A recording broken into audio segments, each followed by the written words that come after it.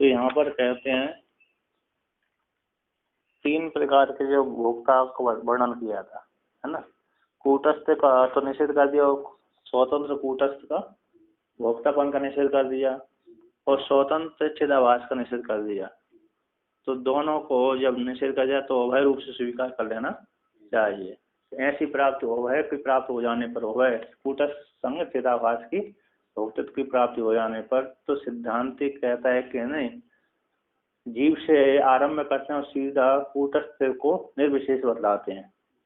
जीव विज्ञानमय से आरंभ करते हैं, जीव से आरंभ करते हैं और शोधन करते करते कहाँ क्या कर देते हैं, कूटस्थ स्वरूप परमात्मा का बोध कराते हैं।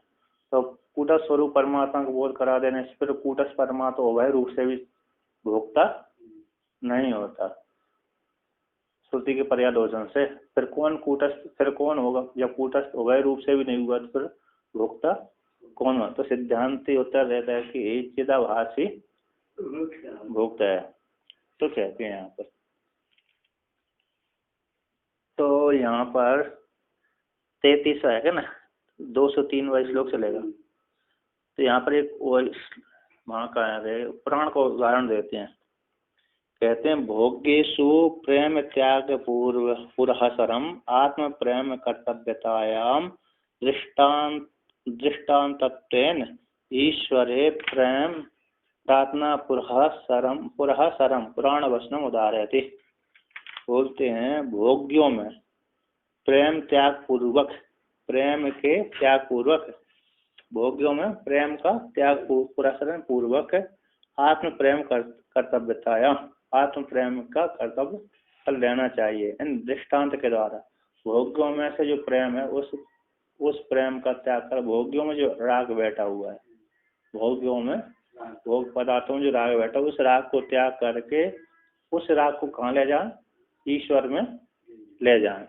बोलते भोग्यों में प्रेम त्याग पूर्वक आत्म प्रेम कर्तव्यताया की प्राप्ति हो जाने पर है आत्म कर्तव्यता, आत्म प्रेम कर्तव्यता, आत्मा में प्रेम कर लेना चाहिए। ऐसी प्राप्ति करने के लिए, विधान करने के लिए, विधान की प्राप्ति हो जाने पर दृष्टांत के द्वारा ईश्वर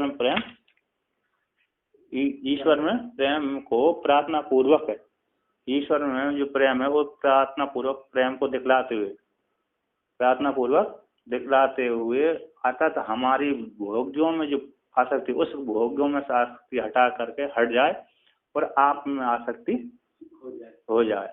भगवान से प्रार्थना करते हो जीव कि मेरी जो जैसे अज्ञानियों की भोगों में आसक्ति उसी प्रकार की प्रीति होती है, उसी प्रकार मेरी प्रीति आप में हो जाए। ऐसा पुराण के वचन को उदाहरण करके दिखलाते हैं।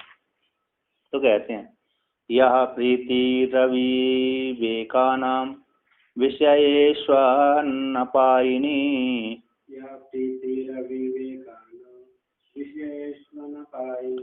त्वामनुष्यमर्तः सा मे हृदयान्माप सर्पतु।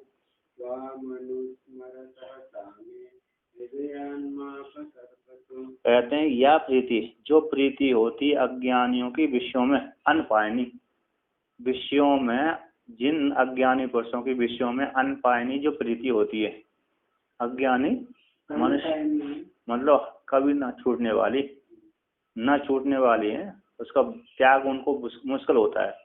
जिस अज्ञानी व्यक्ति को जो राग हो जाता है जिस विषय में, उसको छोड़ना नहीं चाहता, हमेशा उसी का चिंतन करता रहता है। तो ये कहते हैं विषयों में जैसे अनपायनी प्रीति होती है, विषयों से जुड़ा ही रहता है। जैसे व्यक्ति ग्रह से जुड़ा रहता है, पुत्र है, पत्नी है, भाई है, बंधु है, परिवार से कैसा रहता है, बहुत ममता रहती है। तो ऐसे जिस प्रकार से उनकी व्यक्ति की परिवार वालों से ममता रहती है, वो ममता का कभी उनका त्याग नहीं कर पाते। जिस प्रकार से उस अनपायनी जो प्रीति हो, मतलब उस ममता का वो त्याग नहीं कर पाते, जैसे राग का त्याग नहीं कर पाते, अपने परिवार संबंधी जो राग बैठा हुआ था जीव में, वो अज्ञानी पुरुषों का वो राग त्याग न होने नहीं होता जिस प्रकार से, उसी प्रकार से कहते हैं हे भगवान त्वाम अनुस्मृता, आपके स्मरण करने से, हे भगवान कहते हैं हे विष्णु भगवान, हे भगवान त्वाम अनुस्मृता, आपके स्मरण करने से सब प्रीति, अनपायनी प्रीति, आपके स्मरण किया मैं मैं आपके स्मरण कर रहा हूँ तो आपके स्मरण करते करते मेरी प्रीति उन जैसी हो जाता, उनकी जैसे विषयों में ना, विषयों से नहीं हटती प्रीति, राग बना ही रहता, उसी प्रकार वही उन्हीं के समान जो प्रीति आप में लग जाए, जैसी उनकी अनपायनी प्रीति होती है कभी न छूटने वाली, उसका त्याग नहीं करते वो लोग, उसी प्रकार मेरी प्रीति आप में हो। तो कहते हैं सा में हृदयान, हे भगवान मेरे हृदय से माँ अपसर्पतु, आप क्या करें, अनिष्ट पदार्थों को निकाल दें और इष्ट जो आपकी प्रीति है वो लगा दें।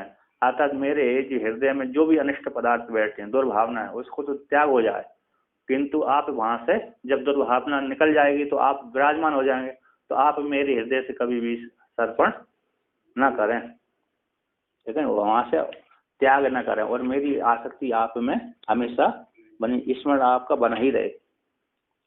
तो कहते हैं अविवेकी नाम आत्मज्ञान शून्य नाम विशेषु अनपायनी दृढ़ या प्रीति अस्ति, हे माप लक्ष्मीपते, माप का कर दिया वहां पर लक्ष्मीपते, है ना। तो कहते हैं जैसे अज्ञानियों की माँ दो अर्थ हो जाएगा, है ना, माँ अपसर्पतु, माँ पे लक्ष्मीपति हो गए और माँ हो गए माँ अपसर्पतु, वहां से त्याग न हो, माँ को अलग कर दिया, अप को अलग कर दिया, तो क्या हो जाएगा, अपसर्पतु निकल जाए। अपसर्पतु एक पद होता तो जोड़ के लिखते ना, दोनों प्रकार से कर सकते हैं, दोनों प्रकार से उसको कर सकते हैं। उपसर्ग सर्पतु निकल जाए, है ना, अब सर्पतु ना निकले, आपकी प्रीति वहां से ना हटे, अब सर्पतु चले जाए, सर्पतु गच्छतु, दुष्ट भावना निकल जाए, किंतु आप वहां से ना निकले, बने रहे। कहते अज्ञानी नाम, अज्ञानी को जो आत्मज्ञान, आत्मज्ञान शून्य नाम, अज्ञान कैसे, आत्मज्ञान से शून्य जो ऐसे ज्ञानी है वो विषयों में अनपायनी दृढ़, जो दृढ़ भक्ति है, दृढ़ या प्रीति है प्रीति हो, जैसे उनकी अज्ञानियों की विषयों में दृढ़ प्रीति होती है, तो हे माप, बोलते हे माप, हे लक्ष्मीपते, सा प्रीति त्वाम अनुस्मृत, आपके स्मरण करने से, त्वाम सदा चिंत्य, तो आपको सदा चिंतन होने से, माँ में हृदय, मेरे हृदय से मन से सर्पतु अब गच्छतु, सर्पतु अब गच्छतु निकल जाए, क्या निकल जाए, वो उनकी जैसी विषयों का राग निकल जाए, मेरे हृदय से आपके स्मरण करने से जो उन अज्ञानियों को जैसे स्मरण होता है, विषयों में स्मरण होता है, वो विषयों के स्मरण मेरे हृदय से चला जाए। जब वो स्मरण चला जाएगा आपको स्मरण से, तो आप हमेशा सारा मेरे हृदय में विराजमान हो जाएंगे, तो आप मेरे हृदय से कभी नहीं मत जाना। तो कहते हैं मम मनो विशेषु आसक्ति परित्यज्य, मेरा जो मन है विषयों में आसक्ति परित्यज्य, आसक्ति को त्याग करके त्वयि एव सदा तिष्ठतु, तो तुम में ही सदा लगा रहे, अर्थात तुम ही मेरे हृदय में विराजमान हो जाओ। यद्वा, तो दूसरा अर्थ करते हैं, तो कहते हैं यद्वा अविवेकी नाम विशेषु मूढ़ा या यादृशी प्रीति अस्ति सा तादृशी विशेषु विद्यमान प्रीति त्वाम अनुस्मृतो हो मैं हृदय माँ अपसर्पतु माँ अपगच्छतु सदा तिष्ठतु इत्यादि। बोलते अज्ञानियों की विषयों में जो दृढ़ प्रीति होती है, जो दृढ़ प्रीति है, यादृशी प्रीति है, सा उसी प्रकार की, तादृशी उसी प्रकार की प्रीति विषयों में विद्यमान जो प्रीति है, त्वाम आपके स्मरण से मेरे हृदय से माँ अपसर्पतु माँ अपगच्छतु निकल जाए और सदा तिष्ठतु, नहीं मतलब आपके त्वाम स्मरण तो ऐसे कह रहे हैं, नहीं, आपके स्मरण से मेरे हृदय से माँ अपसर्पतु, आप हमेशा आप मेरे हृदय में बने रहे, है कि नहीं। बोलते विषयों में जो प्रीति है अज्ञानी की जो विषयों में प्रीति है, दृढ़ प्रीति हो, उसी प्रकार आपके स्मरण से, आपके स्मरण होने से वही मेरे हृदय में दृढ़ प्रीति हो गई आपके प्रति, तो मेरे हृदय से माँ अपसर्पतु, हे लक्ष्मीपते आप न जाएं, न अपगच्छतु न जा, अर्थात कहते हैं सदा तिष्ठतु, अर्थात मेरे हृदय में सदा आप विराजमान बने रहें। तो जैसे उनकी प्रीति होती है उसी प्रकार मेरी प्रीति आपके स्मरण वाली हो जाए, है कि नहीं? आपकी स्मृति हो जाएगी तो हमेशा बनी रहेगी, तो विषय तो जो विषय दोष आदि हैं वो तो अपने आप निकल जाएंगे। जब सामग्री रखने की जगह नहीं है तो एक व्यक्ति को किसी को खाली करना पड़ती है कि नहीं? एक कमरा है और कमरे में पूरा भरा ही गया पहले से, यदि वो दूसरे को बिठाना है तो पहले तो किसी को निकालना पड़ेगा, खाली करना पड़ेगा। तो आप स्मरण करेंगे तो वो अपने आप निकल जाएंगे, है कि नहीं? भगवान का स्मरण करेंगे तो हम अपने आप विषय आदि जो दोष थे वो सारे निकल जाएंगे। तो इसलिए आप मेरे हृदय से आप मत जाओ, है ना? आप गच्छतु माँ, अर्थात आप मेरे हृदय से मत निकलिए, अर्थात कहते हैं सदा तिष्ठतु, हमेशा बने रहिए, मेरे धाम बैठे रहिए। कहते हैं बाहुतो एवं पुराणे, इस प्रकार से हो, पूर्व पक्ष कह रहा हो ये इस प्रकार से पुराण का वचन। श्रुति में किम आयतम, श्रुति में इससे क्या प्राप्त हुआ? कहते हैं इति न्यायन सर्वस्मात् भोग जातात् विरक्तिधि, इति न्यायेन सर्वस्मात् भोग्य जातात् विरक्तिधि, उपसंहृत्य तां प्रीतिं भोक्तर्येनं भूत्सते।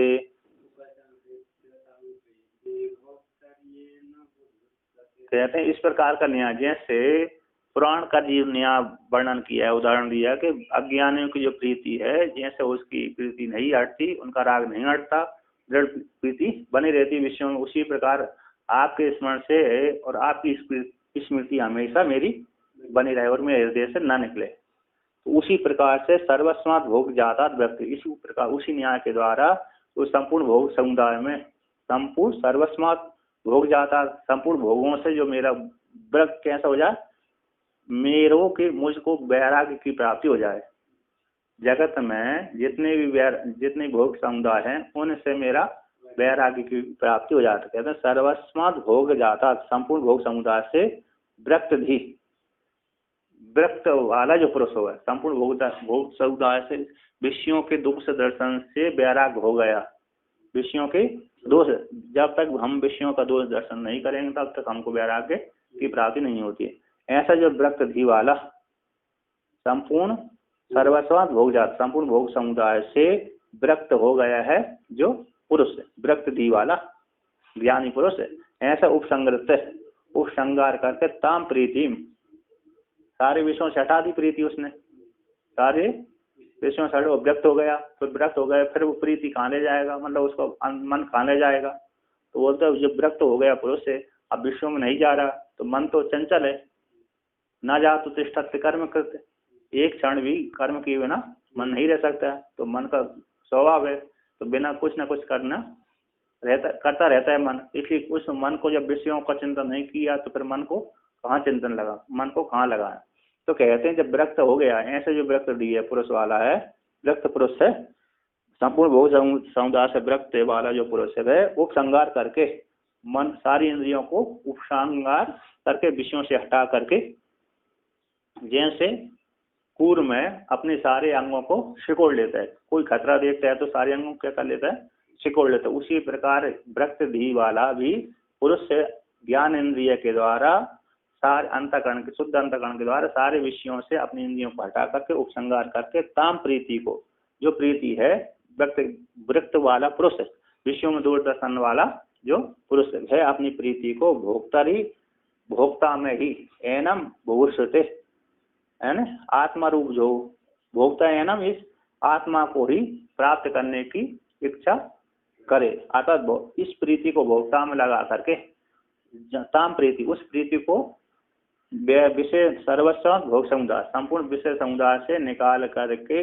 इंद्रियों को निकाल कर, प्रीति को हटा कर, राग को हटा करके, उस प्रीति जब हट गई, सारी प्रीति हट गई, विषयों के दो दर्शन से कहीं मन नहीं जा रहा, तो ऐसी जो मन की वृत्ति है उस वृत्ति को काम लगाए, भोक्ता में लगाए, भोक्ता में आत्मा में लगाए, निर्विशेष आत्मा में लगाया। तो आत्मा में लगा करके फिर एनम, उसी जिसमें लगाया है, जिसमें प्रीति लगाई, अंतःकरण लगाया, चिंतन कर रहा है, उसी को ही एनम है, उसी को ही क्या करे, बहुत सते जानने की इच्छा करे, है ना। एनम अनवादेश हो गया, जिसको पूर्व बतलाया उसी को एनम के अनवादेश के द्वारा वर्णन किया।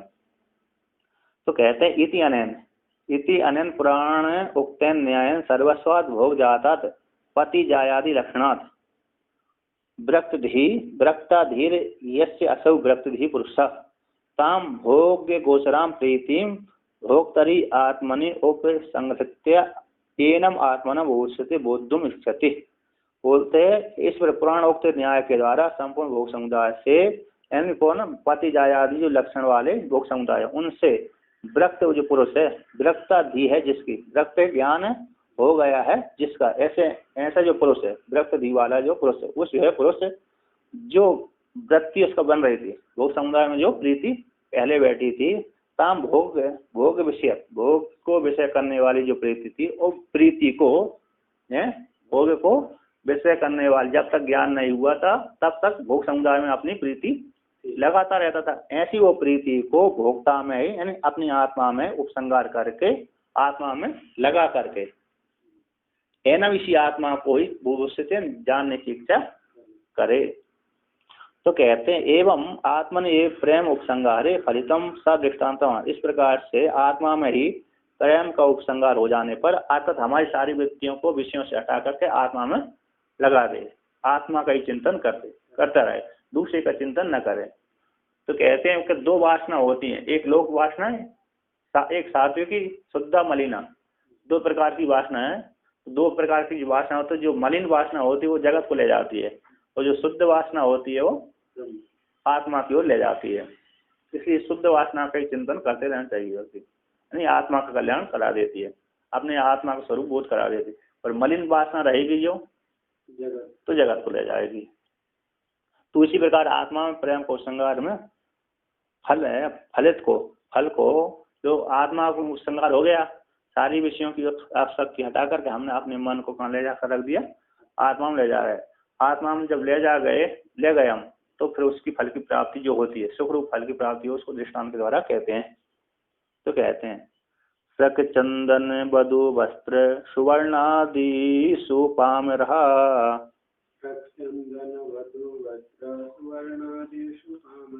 अपरमत्तो यथा तद्वन न प्रमाद्यति भोक्तरी। तो कहते हैं ऐसे श्रक है माला हो गई चंदन है बधु यानी हो गई पुत्र की पत्नी बधु वस्त्र स्वर्ण आदि हो गए माला आदि हो गई स्वर्ण भूषा आभूषण आदि हो गए। ऐसे इन वस्तुओं में पदार्थों में पामर लोग अप्रमत्त होकर के अज्ञानी मूढ़ लोग जैसे प्रमाद से रहित होकर जैसा चिंतन करते हैं तद उसी के समान भोक्ता में जो जिसने जगत से वैराग कर लिया विश्व में दो दर्शन कर लिया ऐसा व्यक्ति भी ऐसा जो शुद्ध अंतःकरण वाला पुरुष भी अपने भोक्ता में प्रमाद से रहित होकर के चिंतन करता रहे अर्थात आत्मा का चिंतन करता रहे।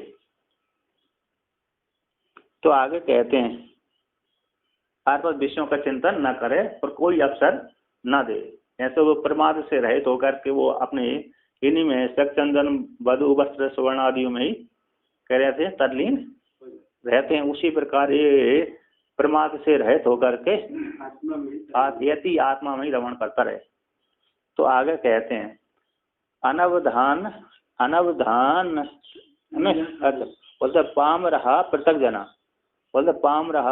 पृथक जना स्वर्ग आदि विषय यथा अप्रमत्ता सावधान भवति एवं मोक्षोर अपि आत्म विषय न प्रमादयति अनवधानम न करोति किंतु तच्चिंतया एव तिष्ठति तथा। ऐसे पामरन पृथक जन ज्ञानी से पृथक जो पृथक जन है स्वर्ग आदि विषय में ऐसे अप्रमत्त होकर के सावधान होते हैं अर्थात हमेशा सतर्क रहते हैं अर्थात उनको एक क्षण भी फुर्सत नहीं रहती कि भगवान का हम भजन करें और इनको छोड़ दें ऐसी उनको फुर्सत नहीं रहता हमेशा वो अपने परिवार का ही चिंतन करते रहते हैं। तो ऐसे जो परिवार का चिंतन करने वाले सावधान होते हैं एवं उसी प्रकार से मुमुक्षु भी आत्म विषय में प्रमाद न करें ऐसी अनवधान न करोती अवधान उसका न करें व्यवधान न करें न करोती किंतु तच्चिंतया तिष्ठतु किंतु चिंता के उसी आत्मा के चिंतन के द्वारा उसी में रहता है। उसी में रहे अथवा उसी में रहता है कि नहीं।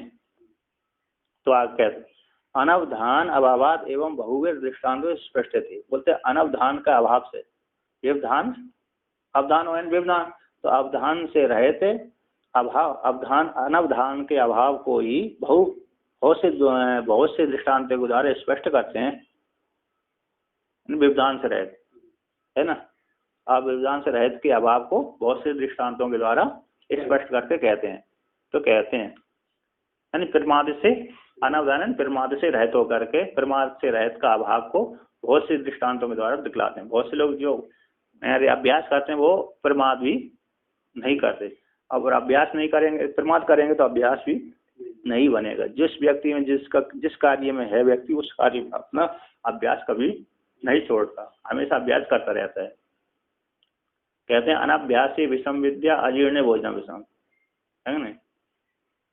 और वृद्धस्य तृणो विषम, अनाभ्यासी विषम विद्या अजीर्ण भोजन विषम, और दारिद्र्य विषम गोष्ठी वृद्धस्य तृण विषम, ये सारे विष का हेतु कहलाते हैं। तो अनाभ्यास करेंगे तो विद्या भी नहीं आएगी, और ज्यादा खा लेंगे तो भोजन भी विष के समान हो जाएगा। अर्थात पचाने के लिए उतना ही खाना चाहिए जितना पच जाए। तो कहते हैं अनाभ्यास न करने पर क्या हो जाता है, गलती हो जाती है। तो कहते हैं यहाँ पर काव्य नाटक तर्कादि मभ्यस्यति निरंतरम, काव्य नाटक तर्कादि मभ्यस्यति निरंतरम, विजिगीषुर्यतः तद्वन् मुमुक्षुः स्वं विचारेत, विजिगीषुर्यतः तद्वन् मुमुक्षुः स्वं विचारेत। कहते हैं काव्य है, नाटक है, तर्क आदि को हमेशा वो व्यक्ति लोग अभ्यस्ति निरंतर चिंतन करते रहते हैं, अभ्यास करते रहते हैं। क्यों करते रहते हैं? बीजिगुषुर्यतः, एक दूसरे को जीतने की इच्छा से, एक दूसरे की जीतने की इच्छा से काव्य है, नाटक है, तर्क आदि का हमेशा निरंतर है, हमेशा अभ्यास करते रहते हैं। एक दूसरे को चिंता जीतने की इच्छा ना हो तो वो नहीं अभ्यास करेंगे। कोई दो प्रतिद्वंदी है तो दो प्रतिद्वंदी है तो दोनों ही बराबर अभ्यास करते रहते हैं। मैं उसको मेरे को उसको हराना है, ऐसी उनके मन में बैठी रहती है, मन में बैठ ऐसी व्यक्ति बनी रहती है कि मेरे को उससे हराना है, इसलिए उसको उससे ज्यादा फुर्ती दिखाना, अभ्यास करना पड़ेगी। तो हमेशा काव्य है, नाटक आदि, तर्क आदि का अभ्यास वो करते रहते हैं। क्यों? दूसरे को जीतने की इच्छा से। तो जिस प्रकार से दूसरे की इच्छा को जीतने से वो अभ्यास करते रहते हैं, उसी प्रकार मोक्ष भी अपने आत्मा को हमेशा विचार करता रहे। तो कहते हैं यथा बीजिगुषुः प्रतिवादी जय कामा यह लोके प्रधान पुरुषो निरंतरम काव्यादीन अभ्यास्यति एवं मुक्षुरपि सदा स्वात्मानं विचारेत। जैसे लोक में जीतने की इच्छा वाले प्रतिवादियों को जीतने की इच्छा वाली यह लोक में प्रधान पुरुष से निरंतर काव्य आदि शास्त्रों को अभ्यास करते रहते हैं, उसी प्रकार मुक्षुओं के द्वारा भी सदा आत्मा का चिंतन करते रहना चाहिए। तो आगे कहते हैं जप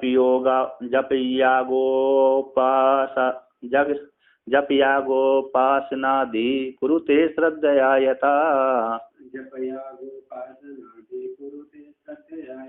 स्वर्गादि वाञ्छया तद्वत् श्रद्धयात् स्वे मोक्षया।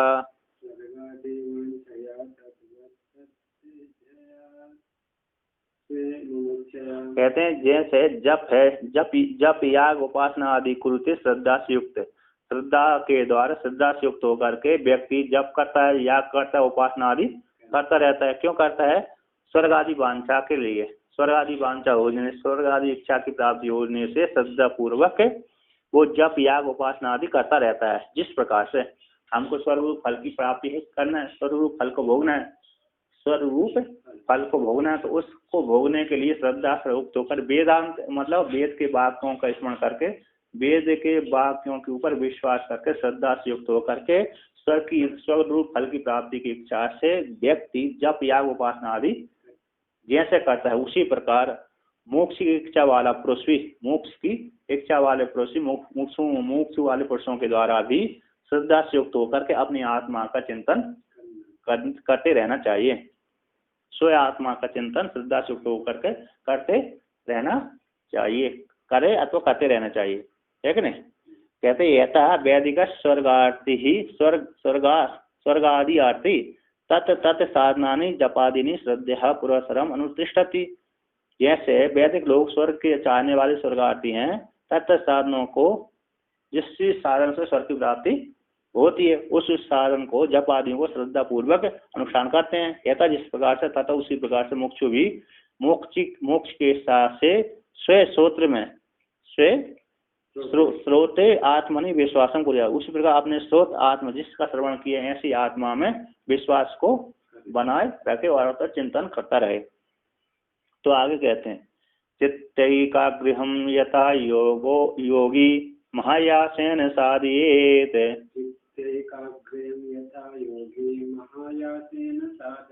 अणिमादि प्रेप्सैवं विविच्यात् स्वयं मोक्षया।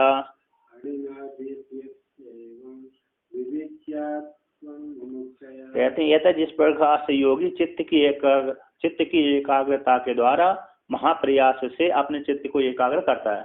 यथा जिस प्रकार से योगी महायासन महान प्रयास के द्वारा अपने चित्त को एकाग्र करके अणिमा आदि जो सिद्धियां हैं उसको प्राप्त कर लेता है। अणिमा आदि सिद्धियों की इच्छा से महान आयासन प्रयास के द्वारा चित्त की एकाग्रता के द्वारा उस अणिमा आदि सिद्धियों को वो प्राप्त कर लेता है। जिस प्रकार से उसी प्रकार मुमुक्षु व्यक्ति भी मोक्ष की इच्छा के द्वारा अपनी आत्मा को जगत से पृथक करके ध्यादि से पृथक करके जानने की कोशिश करे। कहते हैं योगी योग अभ्यासवान अणिमा आदि ऐश्वर्य लाभ इच्छाया महायासन चित्त एकाग्र्यम यथा संपादे तद्वत् अयम अपि आत्मानं सदा विविच्यात् देहादिभ्यो विविच्य जानियात् इत्यर्थ। जैसे योगी योगाभ्यास के द्वारा योग अभ्यास वाला जो योगी है अणिमादि ऐश्वर्य की लाभ की इच्छा से महाप्रयास के द्वारा चित्त की एकाग्रता करता है। जिस प्रकार से उसी यथा संपादन जिस प्रकार संपादन करता है उसी प्रकार से अयम है यह साधक भी मोक्ष की इच्छा करने वाला जो ज्ञानी भी है अयम आपी भी आत्मा को सदा विविच्यात् आत्मा को क्या करे अपनी आत्मा को कूटस्थ आत्मा को ध्येय आदियों से पृथक करके जाने। अर्थात मैं मुझ आत्मा में मैं शरीर वाला भी नहीं हूँ, इंद्रिय वाला भी नहीं हूँ, चिदाभास वाला भी मैं नहीं है। न इंद्रिय आत्मा है, न चिदाभास आत्मा है, न शरीर आत्मा है, न जगत मेरा है। तो मैं सबसे कैसा हूँ? असंग हूँ, विलक्षण हूँ, असंग हूँ। इस प्रकार से अपनी आत्मा को सबसे पृथक करके जाने और कूटस्थ हूँ। तो आगे कहते हैं ननु एवं एतेषाम सदा अभ्यासन किम फलम इति। वो पूर्व पक्षी कहते हैं इस प्रकार के अभ्यास से सदा अभ्यास के द्वारा किस फल की प्राप्ति होती है। लेकिन कहते हैं कौशलानि हि विवर्धन्ते तेषाम अभ्यास पाठवात् यथा तद्वद् विवेकोऽस्य अप्याभ्यासाद् विषदायते।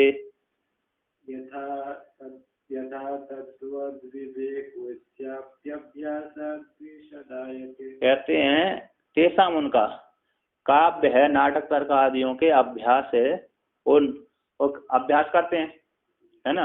उन काव्य नाटक आदियों का अभ्यास की पाठवता से उनका कौशल वृद्धि को प्राप्त हो जाता है। जिस प्रकार से उनके अभ्यास के द्वारा तेषाम उन काव्य नाटक आदियों के अभ्यास की पाठवता से उनका कौशल वृद्धि को प्राप्त हो जाता है। जिस प्रकार से उसी प्रकार से तद्वत उसी के समान विवेक भी अच्छे साधक का भी अभ्यास से विस्तार को प्राप्त हो जाता है। अतः इसका विवेक चित्त कैसा हो जाता है?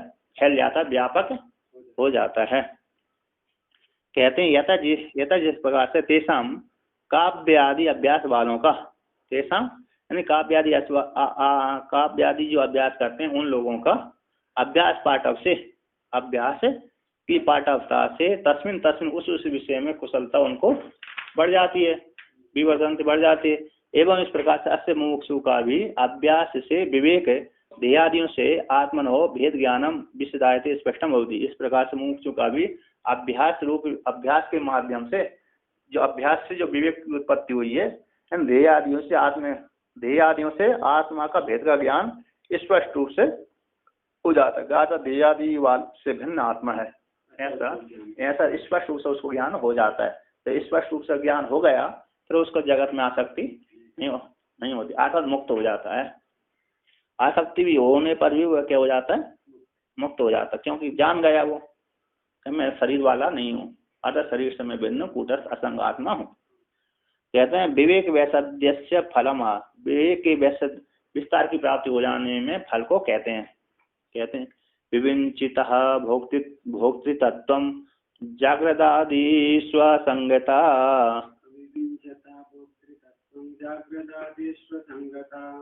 अन्वय व्यतिरेकाभ्यां साक्षिण्याध्यावसीयते।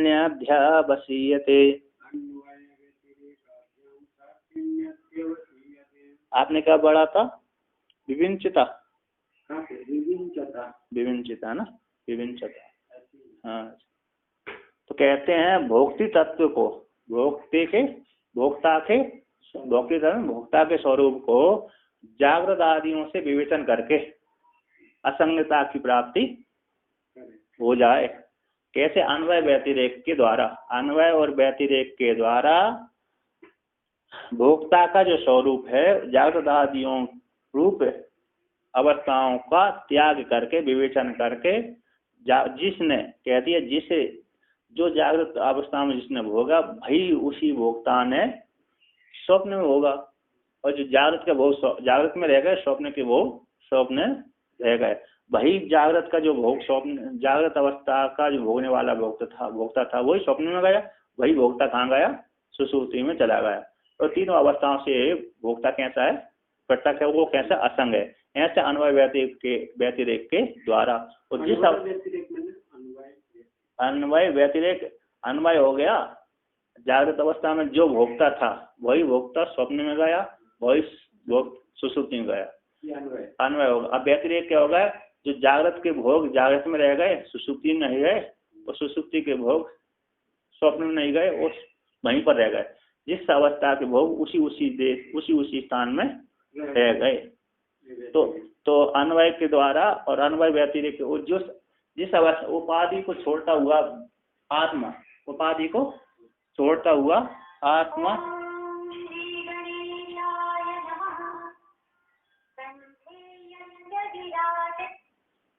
उपाधि को छोड़ता हुआ आत्मा क्या गया? उपाधि को छोड़ता गया, किंतु अवस्था को छोड़ता गया तो दूसरी किंतु दृष्टा तो सभी जगह प्राप्त हो गया। उपाधि को छोड़कर उस उपाधि में जाकर उस प्रकार के भोगों को भोगा, किंतु भोगा किसने ना? जिसने पहले में भोगा था, जो जागृत अवस्था में भोगा था उसी नहीं स्वप्न अवस्था में भोगा, उसी नहीं सुषुप्ति में। तो जहाँ जहाँ पर भोगता है, तीनों अवस्था में भोगता एक हो गया तो अन्वय हो गया, और जो भोग उस पर नहीं आया, एक अवस्था के भोग दूसरी अवस्था में नहीं पहुंचे, तो ये क्या हो गया? व्यतिरेक थे, उससे भिन्न हो गए। तो अन्वय और व्यतिरेक के द्वारा साक्षी रूप जो परमात्मा है, असंग कूटस्थ परमात्मा में अवसीयते निश्चय हो जाता है। कहते हैं कि यो सब कुछ कैसा है? ये तीनों अवस्थाओं से कैसा है? आत्मा विलक्षण है, असंग है। तो कहते हैं अन्वय व्यतिरेकाभ्याम भोक्ति तत्व भोक्तु पारमार्थिक स्वरूपम विवेचिता भोगेभ्यो जड़ जातेभ्यो भेदन जानताम पुरुषेण जागृतादिषु जागृत स्वप्न सुषुप्ति अवस्थासु साक्षी संगता अध्यवसीयते निश्चयते इत्यतः। कहते हैं अन्वय व्यतिरेक के द्वारा, अन्वय व्यतिरेक के द्वारा बोलते जहाँ जहाँ पर भोग होते हैं वो भोक्ता के लिए होते हैं, भोग के लिए भोग नहीं होते। जड़ पदार्थ जो भोग है वो भोग के लिए नहीं होते, वो भोग जहाँ जहाँ पर ही भोगता हुआ वहाँ पर भोग पहुँच जाता है, वहाँ पर। और जितने भी भोग होते हैं वो भोक्ता के लिए होते हैं, भोग के लिए भोग नहीं होते। और जहाँ पर जो भोक्ता गया, जो भोक्ता जहाँ पर भोगा, जिस अवस्था में उसी भोक्ता दूसरी अवस्था में जाकर के वही भोक्ता कोई दूसरा भोक्ता नहीं, नया आकर के भोक्ता दूसरा भोक्ता आकर के नहीं भोगता। कहा कि इस अवस्था का भोक्ता दूसरा हो, दूसरी अवस्था का भोक्ता दूसरा हो, ऐसा संभव नहीं। ऐसा होगा तो फिर अन्वय नहीं होगा। तो व्यतिरेक क्या होगा? एक जड़ पदार्थ है दूसरी अवस्था में नहीं आते, वो उसी अवस्था में रह जाते हैं, तो भिन्न हो गए, व्यतिरेक अंश से भिन्न हो गए। और व्याप्ति से क्या हो गया, यत्र यत्र भोगत्म तत्र तत्र, जहाँ जहाँ पर भोग है वहां पर भोगता है ना। यत्र यत्र भोग्य भोगम तत्र तत्र भोक्तत्व है, जहाँ पर भोग है वहाँ भोक्ता भोगने वाला है, भोक्ता के लिए जो जो भोग है वो भोक्ता के लिए है। और यत्र दृश्यत्व तत्र मिथ्यात्व, यत्र यत्र दृश्यत्व मिथ्यात्व, जो जो भोग है वो मिथ्या है और जो भोगने वाला है वो सत्य है। यद यद दृश्यत्व तत्र मिथ्या, यद भोग्यत्व तत्र मिथ्यात्व, यद यद भोक्ता स सत्यत्व, जो भोक्ता है वो सत्य है कि नहीं, वो भोक्ता के लिए होने वाले हैं होने से। तो कहते हैं यहाँ पर अन्वय व्यतिरेक के द्वारा भोक्ति तत्व, भोक्ति के स्वरूप का, भोक्ता का जो पारमार्थिक स्वरूप है उस स्वरूप को विवेचन करके किससे, भोग समुदाय से, जड़ समुदाय से भेद के द्वारा जानने वाला पुरुष के द्वारा जागृत आदि है, जागृत स्वप्न सुषुप्ति आदि अवस्थाओं में जो साक्षी की असंगता अध्यवसाय से निश्चय किया जाता है। क्योंकि जिस अवस्था में भोग होगा वही अवस्था वाला पुरुष है दूसरी अवस्था में चला जाता है, किंतु जागृत के भोग जागृत में ही रह जाते हैं, स्वप्न के भोग स्वप्न ही रह जाते हैं, सुषुप्ति के भोग सुषुप्ति में रह जाते हैं, किंतु तीनों अवस्थाओं से आत्मा अलग ही प्रत्यक्ष और असंग है। जैसे नदी में तैरने वाला कौन, मत्स्य है अथवा मगर है और बड़ी मछली है, इस तट से उस तट पे जाती है, उस तट से इस तट पे जाती है, तो दोनों तटों के जो संसर्ग दोष होते हैं उनसे वो लिपायमान नहीं होती। उसी प्रकार ये भी आत्मा भी तीनों अवस्थाओं में घूमता है। जैसे मछली पानी में घूमती है, उसके दोषों से युक्त नहीं होती, तटों के दोषों से युक्त नहीं होती, उसी प्रकार तीनों अवस्थाओं में घूमता हुआ तीनों अवस्थाओं के दोषों से ये चेतन आत्मा युक्त नहीं होता। तो कहते हैं अन्वय व्यतिरेक को दस, अब अन्वय व्यतिरेक को ही यहाँ पर दिखलाते हैं। यत्र यद दृश्यते दृष्टा जागृत स्वप्न सुषुप्तिषु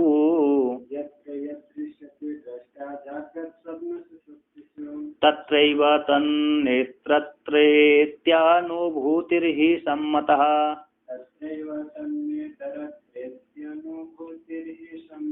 बोलते जिस अवस्था में जो देखा जाता है दृष्टा है, जिस अवस्था में यत्र, जहाँ पर जिस अवस्था में यद जो दृश्य थे देखा जाता है, कौन, दृष्टा के द्वारा देखा जाता है, यत्र जिस अवस्था में जो भोग पदार्थ है वो दृष्टा के द्वारा देखा जाता है, किसमें, जिस अवस्था में, जागृत अवस्था में, स्वप्न अवस्था में, सुषुप्ति अवस्था, तत्र वहीं पर ही तत् क्या रहता है, वो दृष्ट सारी अवस्था में वही दृष्टा तीनों अवस्था में घूम जाता है। बोलते हैं यत्र अवस्था में जो भोग पदार्थ को देखता है दृष्टा के द्वारा देखे जाते हैं, जिस अवस्था में है ना, जिस अवस्था में देखे जाते हैं, तो जागृत में जो देखे जाते हैं, स्वप्न में जो भोग पदार्थ देखे जाते हैं, तत्र अवस्था में जिस पदार्थों को दृष्टा के द्वारा जो भोग पदार्थ देखे जाता है उसी अवस्था में तत् वो भोग पदार्थ रह जाते हैं, न इतरत्र दूसरी अवस्था में भोग पदार्थ नहीं जाते। अनुभूति ही संगता, किंतु कहते हैं किंतु जो दृष्टा तो है तीनों अवस्था में घूम जाता है। बोलते हैं यत्र अवस्था में दृष्टा के द्वारा यद दृश्यते यद भोग समुदाय देखे जाते हैं, जागृत अवस्था में, स्वप्न अवस्था में और सुषुप्ति अवस्था, बोलते तत्र उसी अवस्था में ही तत्व भोग रह जाते हैं। जागृत अवस्था के भोग जागृत में रह जाते हैं, स्वप्न अवस्था के भोग स्वप्न में रह जाते, सुषुप्ति अवस्था के भोग सुषुप्ति में रह जाते, दूसरी अवस्था में नहीं जाते, अनुभव नहीं होता। किंतु जो दृष्टा है, जो दृष्टा उन भोगों को देखने वाला है, वह तीनों अवस्थाओं में देखा जाता है, अनुभव किया जाता है कि तीनों अवस्थाओं में वो घूम रहा है। तो कहते हैं, टीकाकार कहते हैं, जागृत आदि सुमध्य यत्र यस्मिन् स्थाने जागृत स्वप्ने सुषुप्ति व यत् स्थलम स्थूलम सूक्ष्मम आनंदश्चैति त्रिविधम भोग्यम दृष्टा साक्षिणा दृश्यते अनुभूयते तत् दृश्यम तत्रैव तस्यामेव अवस्थायाम् अवस्थायां तिष्ठति, इत्रत्र न इत्रस्य अवस्थायां नास्ति। दृष्टा तो सर्वत्र अनुगततया वर्तता इति अनुभव सर्वसम्मता ही प्रसिद्धम एतत् इत्यतः। बोलते हैं जागृत आदि अवस्थाओं के मध्य में यत्र है ना, यत्र यस्मिन स्थान, जिस स्थान में रह रहा है, जिस स्थान में रह रहा है, जागृत अवस्था में, स्वप्न अवस्था अथवा सुषुप्ति अवस्था में, जो स्थूल, जागृत में स्थूल हो गए, स्वप्न में सूक्ष्म हो गए और सुषुप्ति में आनंद वाला हो गया। तो ऐसे स्थूल सूक्ष्म आनंद चाहिए 3 प्रकार के जो भोग समुदाय हैं, ऐसे भोग समुदाय को दृष्टा के द्वारा, दृष्टा साक्षी के द्वारा देखे जाते हैं, अनुभव किए जाते हैं। तद वह दृश्य रूप जो भोग थे, तत्र जहाँ पर जिस अवस्था में देखे थे, स्थूल अवस्था वाली जागृत अवस्था में जो स्थूल पदार्थों को देखे थे, वो स्वप्न अवस्था में नहीं जाते। तो कहते हैं जिस अवस्था के जो भोग थे उसी अवस्था में ही, तत्स्याम एव अवस्था, उसी अवस्था में वो रह जाते हैं। जागृत के भोग जागृत में, स्वप्न के भोग स्वप्न और सुषुप्ति के भोग सुषुप्ति में। जागृत के भोग स्वप्न में नहीं जाते। यदि जागृत के भोग स्वप्न में जाएंगे तो ये इतने कहाँ बनेंगे, इतना बड़ा पहाड़ आदि इस हृदय में जाकर कैसे विराजमान होगा। अर्थात मुख्य से प्रवेश करेगा कि कहीं दूसरी इंद्रिय से प्रवेश करेगा, अर्थात प्रवेश नहीं कर पाते। तो जागृत के भोग जागृत में रह जाते हैं, स्वप्न के भोग स्वप्न में ही रह जाते हैं। तो कहते हैं इत्रत्र न, मतलब इतर अवस्थायाम नास्ति, इस दूसरी अवस्था में, उस दूसरे प्रकार के दूसरी अवस्था के भोग दूसरी अवस्था में नहीं जाते। किंतु कहते किंतु दृष्टा सर्वत्र अनुगततया वर्तते, किंतु दृष्टा तो सर्वत्र अनुगत होने से अनुभव सर्वसम, सभी के द्वारा अनुभव सिद्ध है। और सारे वादियों के द्वारा, सारे वादियों के द्वारा और सभी प्राणियों के द्वारा अनुभव सिद्ध है। सर्वसम्मत ही प्रसिद्धमिति, प्रसिद्धि है, ये का अर्थ करना प्रसिद्ध है कि सभी दृष्टा तीनों अवस्था में घूम जाता है, ये अनुभव सिद्ध है।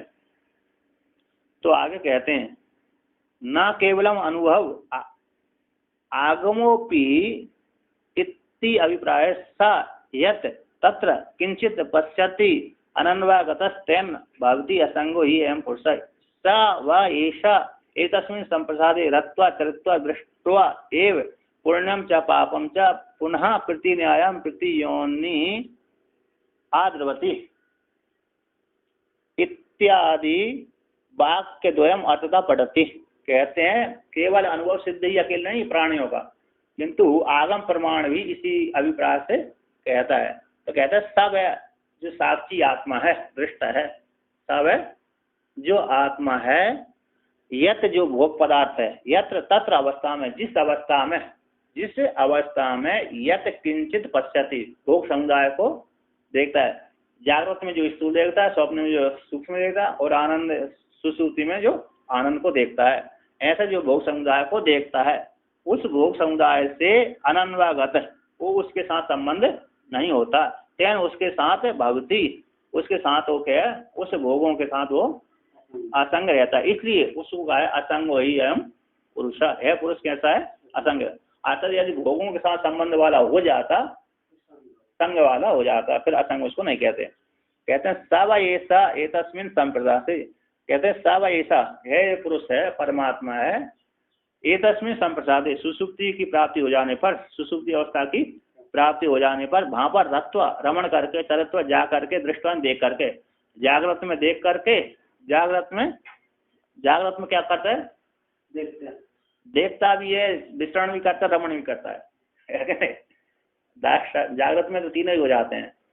तो सुषुप्ति अवस्था में संप्रसाद सम्यक प्रकार से लीन हो जाने, प्रसाद हो जाने पर, क्या हो जाने पर, लीन हो जाने पर, प्रसाद हो जाने पर, रत्व रमण, रंग धातु से रत्व किया, रंग प्राणायाम धातु से रमण करके, चरित्व चरगत हुए, जा करके, दृश्य प्रेक्षण देख करके, पुण्यम च पापम च, पुण्य और पाप को प्राप्त होता हुआ है, पुण्य और पाप को देख करके ही पुनः प्रति न्यायम प्रति योनि आद्रवती, जिस मार्ग से गया उसी मार्ग से लौट करके आ जाता है। जागृत से गया स्वप्न में, स्वप्न से गया सुषुप्ति में, फिर सुषुप्ति फिर स्वप्न में आया, फिर जागृत में गया, सुषुप्ति से गया तो स्वप्न, स्वप्न से जागृत में, जागृत से फिर स्वप्न, स्वप्न से सुषुप्ति में, और जागृत से जाएगा तो फिर पहले स्वप्न में जाएगा, फिर सुषुप्ति में जाएगा, सुषुप्ति से फिर स्वप्न में आएगा, फिर जागृत में आएगा। इस प्रकार जिस योनि से गया, जिस मार्ग से जाता है उसी मार्ग से लौट करके आ जाता है। इस प्रकार तीनों मार्गों में भ्रमण करता हुआ आत्मा कैसे असंग है। इति वाक्य द्वय को कहते हैं, पढ़ते हैं तो कहते हैं सा यत्रेक्षते किंचित तेन तेन हानन्वागतो भवेत्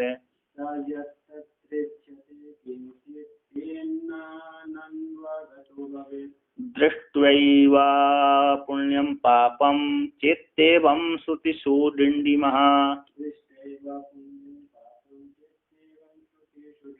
कहते हैं जो सब परमात्मा यत जो भोग समुदाय है वो भोग समुदाय को तत्र उसी अवस्था में यत किंचित जो भोग समुदाय है उसी अवस्था में इच्छते देखता है, तो देखता तो उस भोग के द्वारा वह अनन्वागतो न भवेत, अनवागत यानी संबंध वाला नहीं होता। वो क्या कहता दृष्टवा देख करके वह आत्मा उस वहां के भोगों को देख करके पुण्यम पापम च पुण्य पापों को भोग करके इति एवं श्रुतियों में डिंडिमा घोषित, डिंडिमन डिंडोरा पीटा गया है, घोषित किया गया है। तो कहते हैं सब आत्मा तत्र अवस्थायाम तत्र तस्य अवस्था उसी अवस्था में यत किंचित भोग्यम इच्छते जो कुछ भी भोग देखता है ना, यत किंचित भोग देखता है तें उस भोग के द्वारा दृश्यत रूप जो भोग के द्वारा अनन्वागतो भवेत, अनवागत नहीं होता यानी अनुसृत्यगतो न भवेत, उसके साथ जोड़ करके संबंध वाला नहीं होता। सिर्फ धातु है ना, उनके साथ स्मरण करके उनके स्मरण से उसके साथ संबंध वाला नहीं होता। किंतु स्वयं एव अवस्थान्तरम गच्छति, उसको लेकर के भी साथ नहीं जाता। जिस अवस्था में जीव है उसी अवस्था के भोगों को लेकर के साथ साथ नहीं जाता। अनुगन पश्चात है ना, कहते आत्मा चला गया आगे चला गया, पीछे भी भोग उसके पीछे पीछे चले जाना चाहिए, भोग भी नहीं जा पाते। तो अनुसृत्य उसके पीछे पीछे गतो न भवेत, उसके पीछे पीछे आत्मा के पीछे पीछे नहीं जाते। किंतु स्वयं एव अवस्थान्तरम गच्छति, किंतु स्वयं आत्मा ही दूसरे अवस्थान्तर को चला जाएगा। जैसे एक साधन को छोड़ करके दूसरा साधन पकड़ लेता है नहीं। जैसे जलू का न्याय है, कीट जलू का न्याय, आगे के पैरों को थमा करके पीछे को पैर फाड़ देता है, छोड़ देता है। तो जब पीछे को थमा लिया फिर जब पीछे थम गया फिर आगे को छोड़ करके फिर आगे बढ़ा दिया, और आगे को जब थम गया तो फिर पीछे को छोड़ देता है। उसी प्रकार एक अवस्था को छोड़ा दूसरी अवस्था को पकड़ा, दूसरी अवस्था को पकड़ा तो दूसरे को छोड़ा तो तीसरा पकड़ लेता है। तो दूसरी अवस्थान्तर हो जाता है, किंतु तीनों अवस्थाओं से वो कैसा रहता है, पृथक रहता है। तो कहते हैं पुण्यम पुण्य फलम सुखम पापम से पाप फलम दुखम, इन पाप पुण्य फल को देख करके ही आनंद के लिए चला जाता है, अर्थात सुसुप्ति में आनंद भोगने के लिए चला जाता है, सुसुप्ति को प्राप्त हो जाता है। कहते हैं भोक्ति तत्व विवेचन पराणी श्रुति अंतराणी दर्शति, भोक्ता के स्वरूप को विवेचन परक जो दूसरी श्रुतियों को भी यहाँ पर दिखलाते हैं। तो कहाँ केवल उपनिषद का मंत्र देते हैं, जागृत स्वप्न सुषुप्त्यादि प्रपंचम यत प्रकाशते, तद ब्रह्माहमिति ज्ञात्वा सर्वबन्धैः प्रमुच्यते। कहते हैं जागृत है, स्वप्न है, सुषुप्ति, जागृत अवस्था, स्वप्न अवस्था, सुषुप्ति अवस्था, जो अवस्था है तीनों अवस्थाओं को में जो प्रपंच है, इस प्रपंच यत प्रकाशित, यह प्रपंच जिसके द्वारा प्रकाशित होता है वे कौन है, तद ब्रह्म, वे ब्रह्म है। वो ब्रह्म कौन है, हम है। तीनों अवस्था जिसके द्वारा प्रकाशित होती हैं, वह अवस्था प्रकाशित करने वाला जो ब्रह्म है वो कौन है, वो ब्रह्म हूँ। इस प्रकार से वो कौन है, वो मैं ही ब्रह्म। इस प्रकार से ज्ञात व जान करके जीव क्या हो जाता है, सर्वबंध ही प्रमुच्यते, आत्मा सभी बंधनों से मुक्त हो जाता है।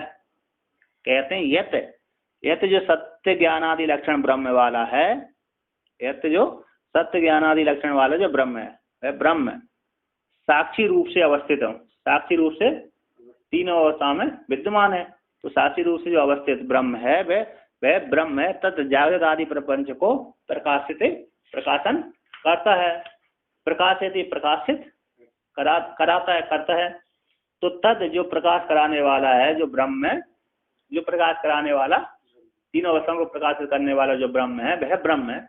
हम अस्मि, वो कौन है? वह मैं ही हूँ, मेरे से भिन्न कोई दूसरा नहीं है। इस प्रकार से कहते हैं न बुद्धि चिदाभास आदि हम अस्मिति, मैं बुद्धि और चिदाभास वाला हम नहीं हूँ।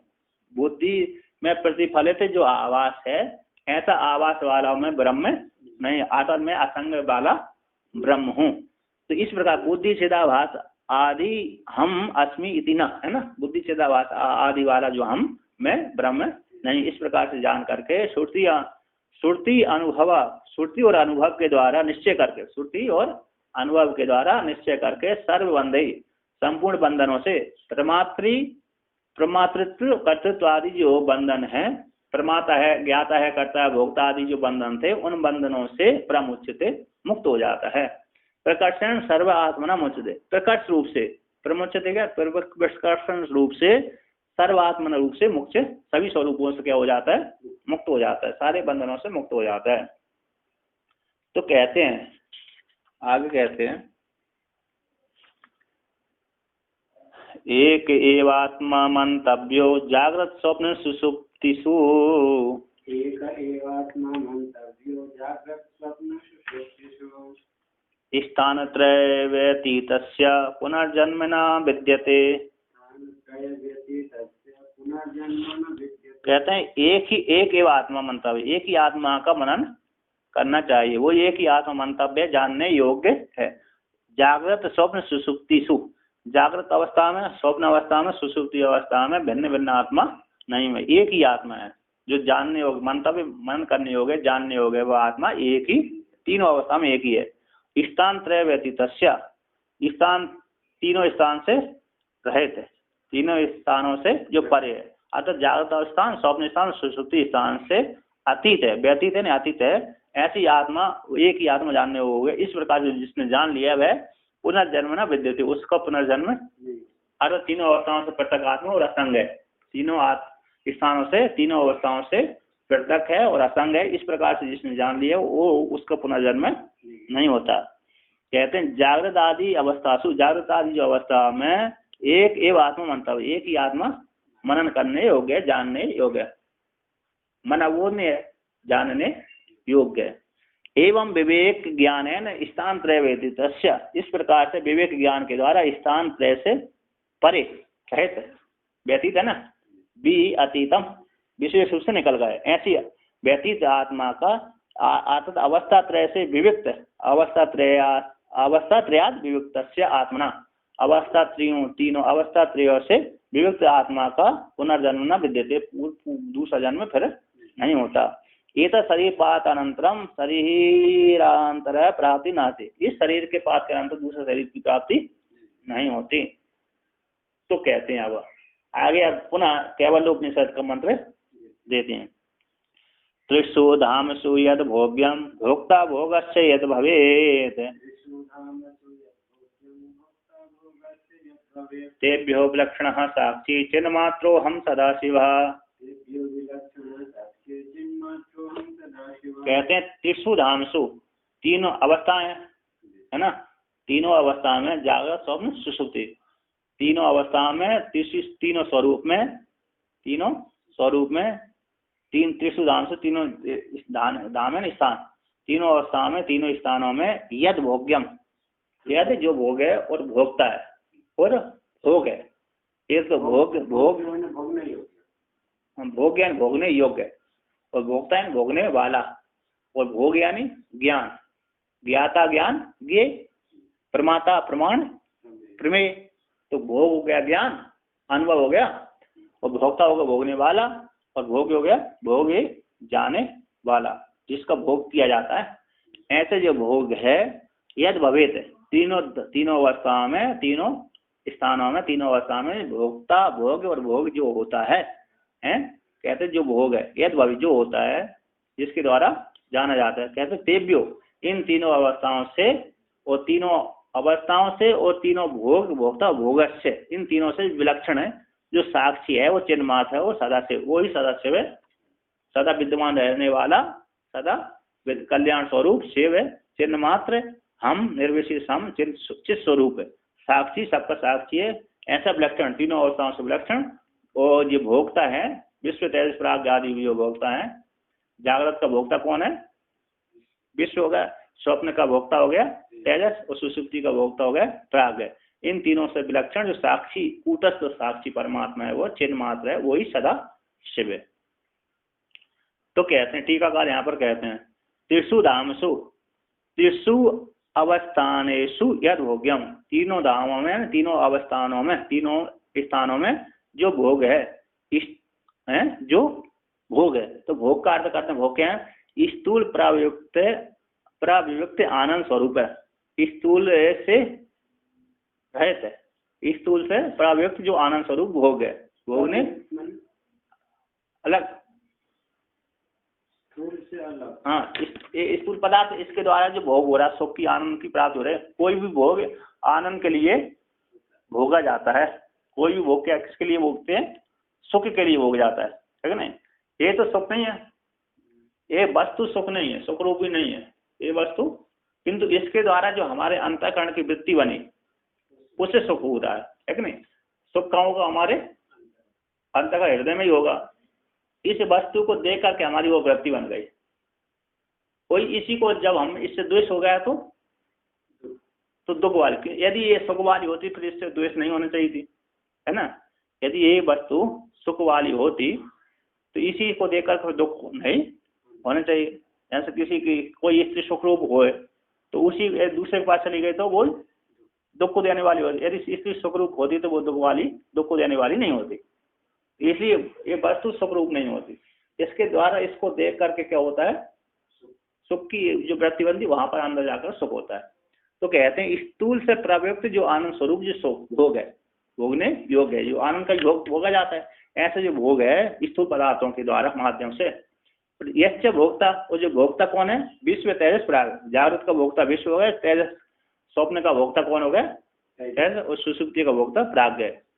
ये जो भोक्ता है यश्च भोग, वो जो भोग है तद अनुभव, भोगों का जो ज्ञान, इसके द्वारा अंतःकरण की वृत्ति कि हमने इस भोगों को भोगे, उनका जो ज्ञान हो गया, ऐसे जो अनुभव रूप है इस प्रकार से ए विद्यन्ते, जहाँ पर प्राप्त होते हैं, ते भी तीनों अवस्थाओं में जो प्राप्त होते हैं, इन तीनों अवस्थाओं में जो होते हैं, भोक्ता होता है, भोग होता है और भोग होता है। भोक्ता होता है, भोग होता है और भोग जो होते हैं, भोगे जाने वाले जो भोग होते हैं, इन सारे जो प्राप्त होते हैं जहाँ पर कहते हैं इन तीनों से, तीन आदि ते भी निष्ठान आदियों से विलक्षण यस बोलते हैं। यस चिन्ह मात्र, जो चिन्ह मात्र है, चिन्ह मात्र रूप है, जो चिन्ह मात्र स्वरूप वाला है, साक्षी है, सदाशिव है, निरतिशय आनंद रूपत्व सर्वदा सोविमान परमात्मा अस्ति सो हम अस्मिति। बोलते जो चिन्ह मात्र साक्षी सदाशिव है वह निरतिशय आनंद स्वरूप बोला, निरतिशय आनंद स्वरूप वाला है। तो निरतिशय आनंद स्वरूप वाला होने से सर्वदा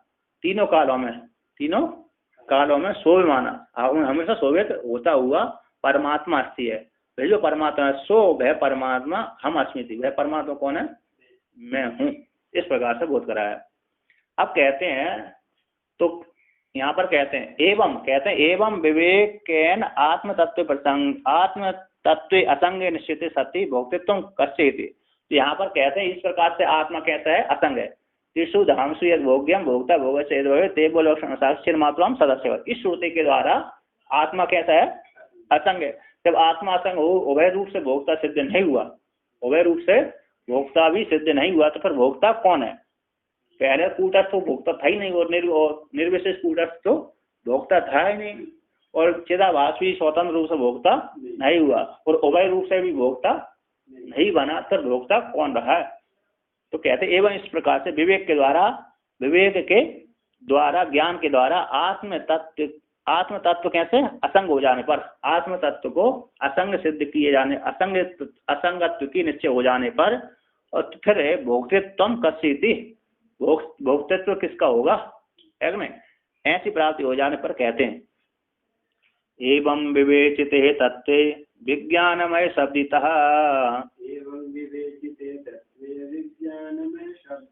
चिदाभासो विकारो यो भोक्तृत्वं तस्य शिष्यते। विकारी यो भोक्तृत्वं तस्य शिष्यते। कहते हैं एवं इस प्रकार से विवेचित किए जाने पर, एवं इस प्रकार से विवेचित किए जाने पर, कैसे विवेचित? श्रुतियों के द्वारा विवेचन किए जाने पर, तत्व का विवेचन किए जाने पर, विज्ञानमय शब्दता, विज्ञानमय शब्द से विवेचन किए, तत्व का विवेचन किए जाने पर चिदाभास विकारी यो, जो चिदाभास विकारी है वही भोक्तृत्व तस्य शिष्यते। हाँ, चिदाभास विकारी, जो चिदाभास विकारी है उसी का ही भोक्तृत्व रूप से शेष रहता है, शेष रहता है। अर्थकूटम कूटस्थ आत्मा असंग है, वो कभी भोक्ता नहीं हो सकता, तो भोक्ता कौन होगा? तो चिदाभास ही भोक्ता है।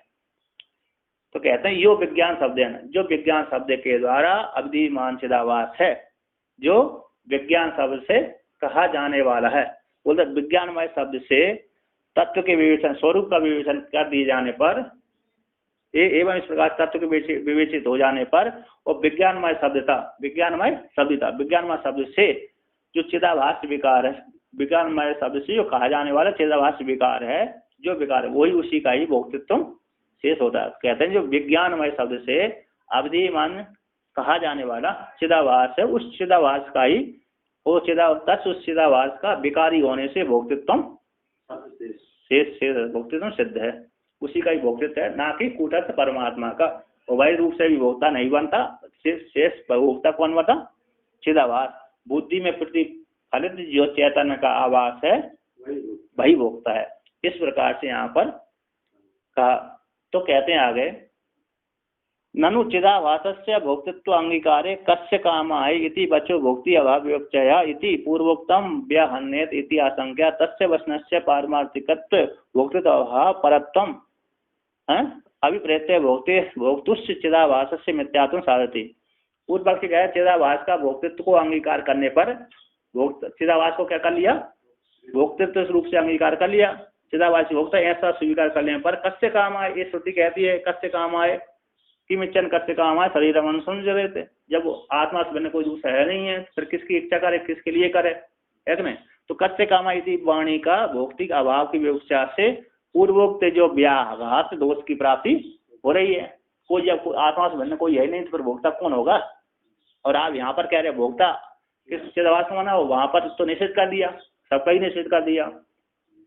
तो तस्य वचन का पारमार्थिक भोत, उस वचन का कस्य काम इस वचन का है ना, पारमार्थिक भोक्तृत्व का अभाव परत्व को स्वीकार करके कहा था, किंतु चिदा भोक्तु चिदाभास का मिथ्यात्व साधिति।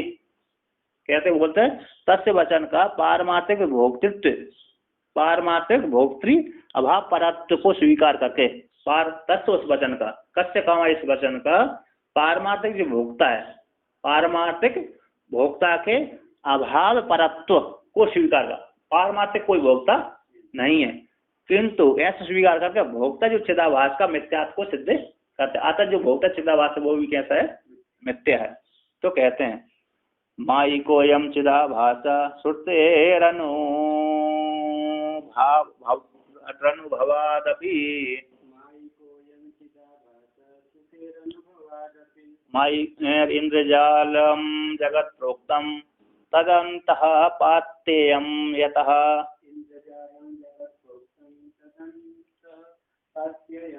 कहते हैं अयम चिदाभास है, जो चिदाभास है मायक है, श्रुति के द्वारा अनुभव होने से, अनुभव सिद्ध होने से, श्रुति ने इसको क्या किया है? अनुभव, श्रुति के अनुभव सिद्ध से है जो चिदाभास मायक है, जो आत्मा का आभास जो अंतःकरण पड़ा है वो मिथ्या है।